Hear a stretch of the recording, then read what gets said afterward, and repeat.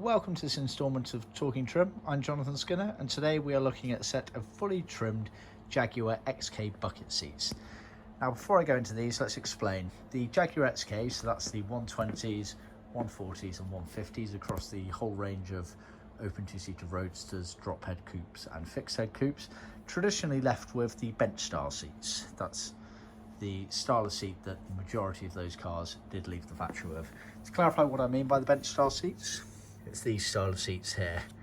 Now, although they did vary between the different XKs, 120, 140 and 150, including the variants within those ranges as well, the open two-seater roadster, fixed head coupe and drop head coupe, the style of them was pretty much the same in terms of looking at them. And when I say bench style, I mean the fact that they're open from left to right effectively. So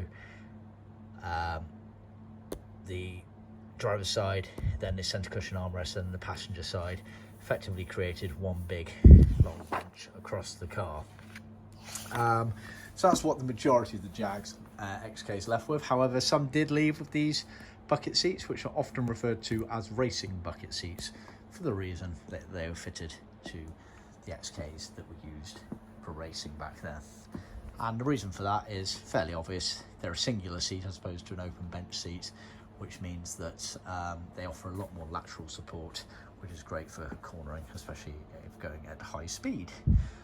So with that being said, let's dive into it.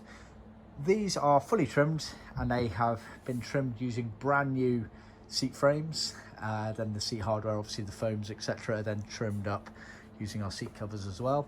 These specific seats have been done in biscuit light tan, and they've been done in a smooth finish leather. So the seats are pretty much full leather, apart from the backs of them, which are moquette, again biscuit, moquette being the high quality wool material that was traditionally used by Jaguar during this era for a lot of the backs of the seats for the XKs, also some of the E-types and saloons as well. We've even trimmed this framework surround in leather as well here, and you can see obviously it's got this tab on the bottom of the base as well, which has also been done in leather. The piping has been done in leather cloth as per original specifications. We get all of our leather cloth specifically made for this purpose to match up. We don't use vinyl where possible. About 90% of the colours that we can offer in the leather cloth.